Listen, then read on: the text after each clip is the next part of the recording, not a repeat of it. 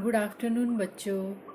अच्छा बच्चों, हमने इससे पूर्व कक्षा में पाठ 5 प्रेरक प्रसंग का अध्ययन किया था ना। भाग 1 और भाग 2 में हमने प्रेरक प्रसंग का अध्ययन किया था। भाग 1 में हमने किसके बारे में पढ़ा था, कुछ याद है? भाग 1 में हमने किसके बारे में पढ़ा था?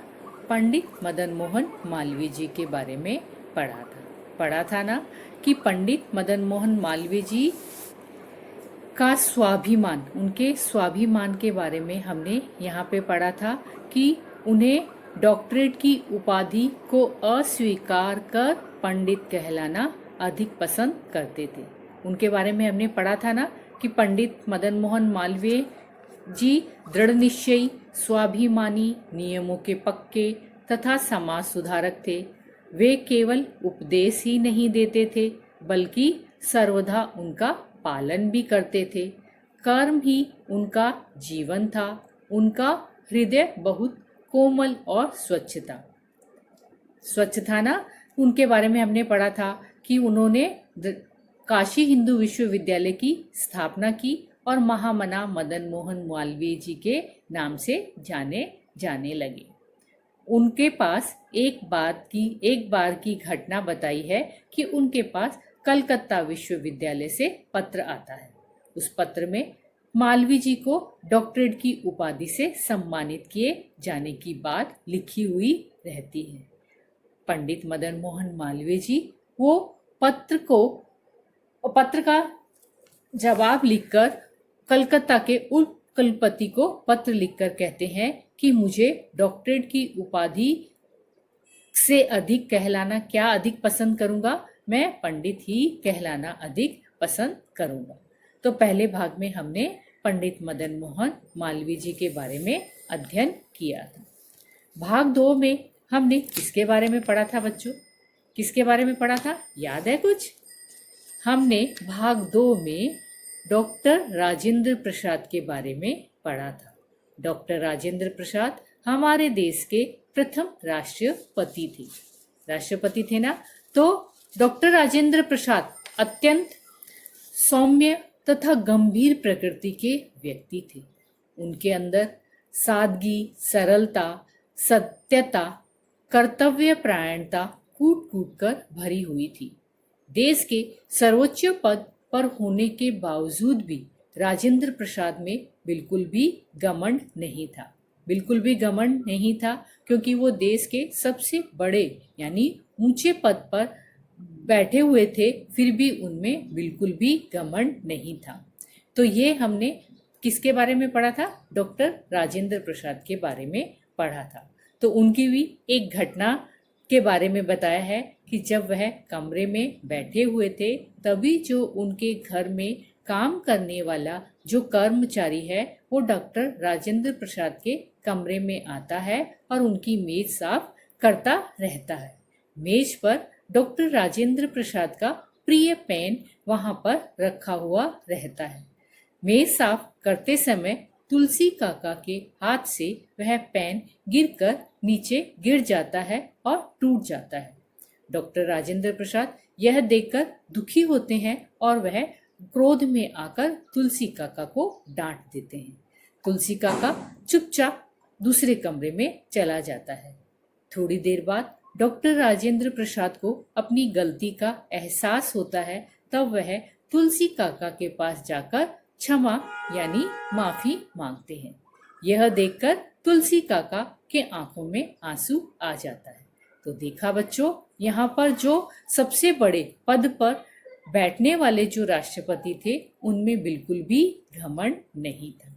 तो हमने ये भाग 1 और भाग 2 में पढ़ा था। तो चलिए बच्चों, अभी हम थोड़ा अभ्यास कार्य कर लेते हैं। मालवीय जी उप कुलपति का पत्र पढ़कर दुखी क्यों हो गई? यहाँ पे प्रश्न पूछा है कि मालवीय जी उप कुलपति का पत्र पढ़कर दुखी क्यों हो जाते हैं? मालवीय जी उप कुलपति का पत्र पढ़कर दुखी इसलिए हो गए क्योंकि वे डॉक्टरेट की अपेक्षा पंडित कहलाना अधिक पसंद करते थे। यानी कि उन्हें डॉक्टरेट की अपेक्षा क्या कहलाना ज़्यादा पसंद करते थे? पंडित कहलाना अधिक पसंद करते थे। दूसरा प्रश्न पूछा है, राजेंद्र बाबू ने पेन के टूटने पर तुलसी काका को क्यों डांट दिया? राजेंद्र बाबू ने पेन के टूटने पर तुलसी काका को डांट क्यों दिया? क्यों डांट दिया? क्योंकि राजेंद्र बाबू ने पेन के टूटने पर तुलसी काका को इसलिए डांटा क्योंकि वह पेन उन्हें किसी ने उपहार स्वरूप दिया था। वह पेन जो उन्हें किसी ने उपहार यानी तोहफे में दिया था, इसलिए राजेंद्र बाबू ने तुलसी काका को डांट दिया। तो एक और अभ्यास कार्य करते हम। यहाँ पे देखिए बच्चों, नीचे दिए वाक्यों को पढ़िए। जो वाक्य दिए हैं आपको इन वाक्यों को मेरे साथ पढ़ना है। पत्र पढ़कर मालवीय जी असमंजस्य में पड़ गए। पत्र पढ़कर मालवीय जी असमंजस्य में पड़ गए। डॉक्टर राजेंद्र प्रसाद स्वतंत्र भारत के प्रथम राष्ट्रपति थे। डॉक्टर राजेंद्र प्रसाद स्वतंत्र भारत के प्रथम राष्ट्रपति थे। इन वाक्यों में देखिए, इन वाक्यों में बच्चों आप देखिए कि यहाँ पर इन वाक्यों में आदर प्रकट करने के लिए क्रिया शब्द बहुवचन में किया गया है, जबकि मालवीय जी और डॉक्टर राजेंद्र प्रसाद दोनों नाम एक वचन ही है। तो यहाँ पे बच्चों देखिए, गए और थे, यहाँ पे इन वाक्यों में क्रिया शब्द का प्रयोग किया गया है। एक और उदाहरण हम देखते हैं क्रिया का, जो इस प्रकार से है। नीचे दिए वाक्यों में क्रिया शब्द भरिए। यहाँ पे कुछ वाक्य दिए हैं, वाक्य को हमें पढ़ना है और उसमें हमें क्रिया शब्द भरना है। तो पहला दिया है, अध्यापक जी पढ़ा रहे हैं। अध्यापक जी पढ़ा रहे हैं। पहला वाक्य में क्रिया रहे हैं। दूसरा वाक्य आया है, दादी जी कहानी सुना रही है। रही है। दूसरे वाक्य में क्रिया शब्द क्या आया है?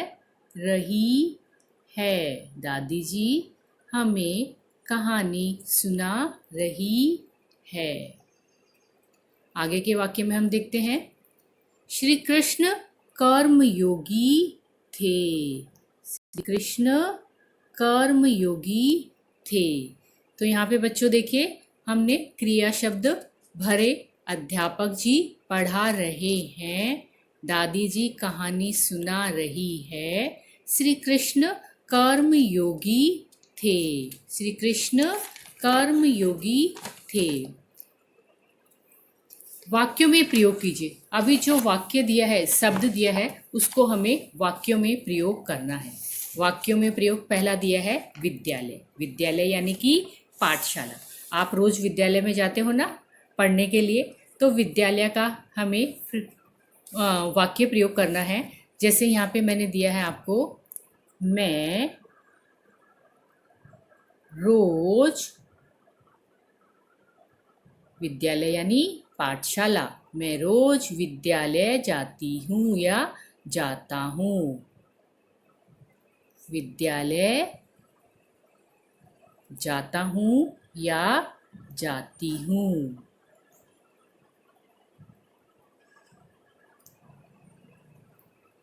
दूसरा वाक्य दिया है, अमूल्य। अमूल्य यानी जिसकी कीमत ना लगाई जाए। समय बहुत अमूल्य है। समय बहुत, इसकी कीमत नहीं लगा सकती ना, तो समय बहुत अमूल्य है। समय बहुत अमूल्य है। दूसरा वाक्य का हमने फ्रेम सेंटेंस किया। अभी आगे का देखते हैं हम, घमंड। हमें घमंड नहीं करना चाहिए। घमंड नहीं करना चाहिए। नहीं करना चाहिए ना हमें घमंड, हमें घमंड नहीं करना चाहिए। आगे का वाक्य दिया है बहुमूल्य। बहुमूल्य यानी कि बहुत कीमती।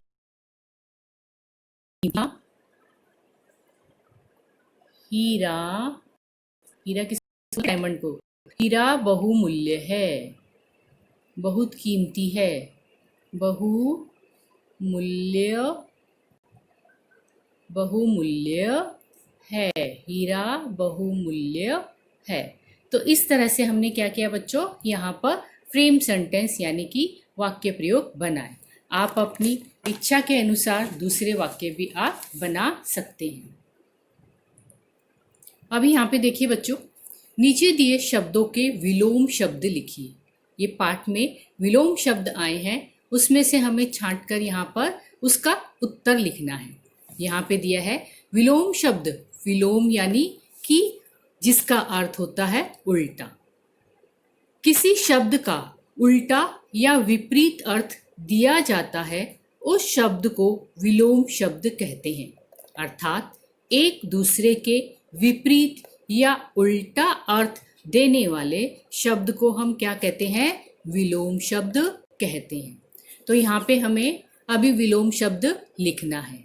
सरल का क्या रहेगा बच्चों, कठिन। बोलते ना, ये काम कितना सरल है, ये काम कितना कठिन है।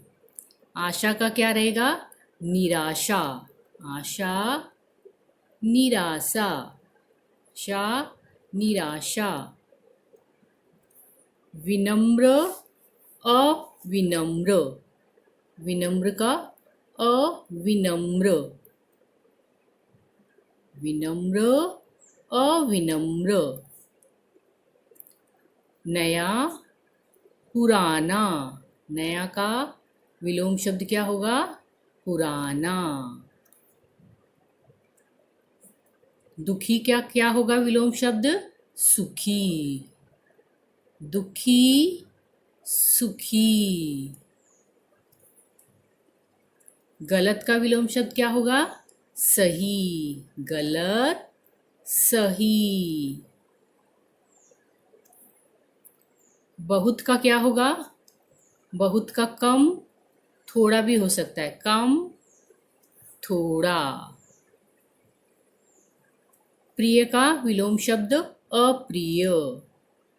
प्रिय, अप्रिय। अपमान का क्या होगा विलोम शब्द, सम्मान। अपमान, सम्मान। तो यहाँ पे हमने क्या सीखे बच्चों, विलोम शब्द सीखे।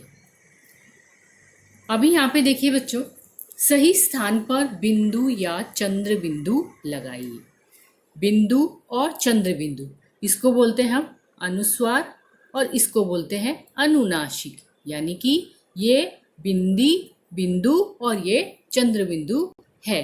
यहाँ पर हमें कुछ शब्द दिए हैं, उन पर हमें बिंदी बिंदु या चंद्र बिंदु लगाना है। जैसे है डांट। डांट यानी हम किसी को डांट देते हैं, तो डांट पे क्या आया है, चंद्र बिंदु। क्या, बिंदीस्वार, घमंड। तीसरा क्या आया है, अत्यंत। अत्यंत, य पे बिंदी आएगा, अनुस्वार आएगा, अत्यंत। दूसरा आया है दांत, तो दांत पे क्या आएगा, चंद्र बिंदु, अनुस्वार, अनुनासिक। फिर उसके बाद आया है पंडित, प पे अनुस्वार आएगा, पंडित, बिंदु आएगा, पंडित। नेक्स्ट दिया है इसके आगे आंसू, आ पे क्या आएगा, चंद्र बिंदु, आंसू।